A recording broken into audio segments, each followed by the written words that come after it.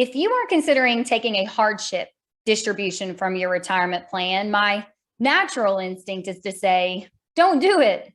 But the fact of the matter is, if you have an immediate and financial need, you may not have any other options. So here are some practical tips when taking a hardship distribution.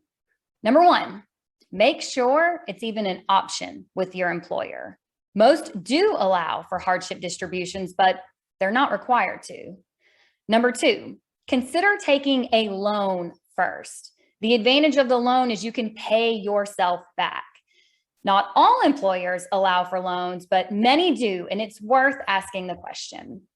Number three, it is not a free-for-all. You are actually limited to the amount you really need.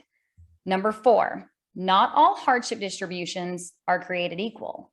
The most common reasons for a hardship distribution are medical expenses, the purchase of a first-time home or major repairs to your existing home, expenses related to a family member's education or funeral services, and of course your own death and disability. Unless the money is coming from a Roth account, all of these distributions are subject to taxes.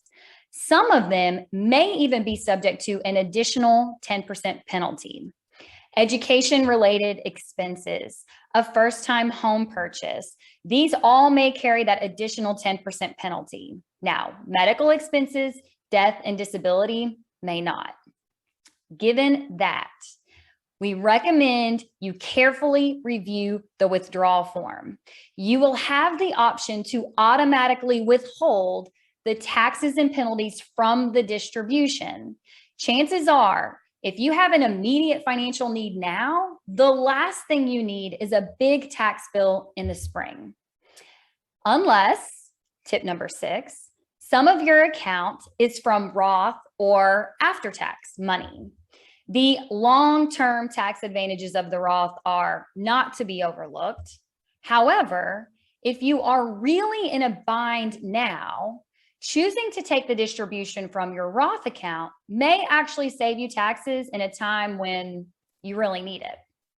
Number 7, you do not have to stop future contributions.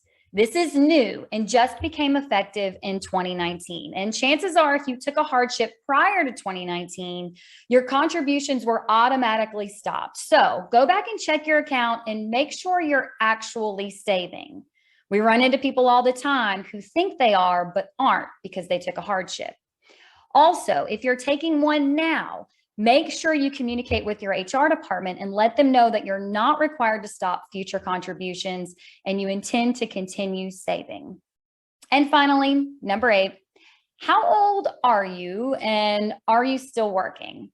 If you are over the age of 55 and you are no longer with your employer, you may be able to take regular and periodic distributions that avoid the 10% penalty.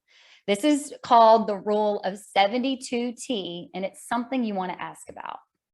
Hardships happen, and that's okay. But asking a few key questions could save you substantially in the long run. That's it for this week. This is Jeannie, the 401k lady.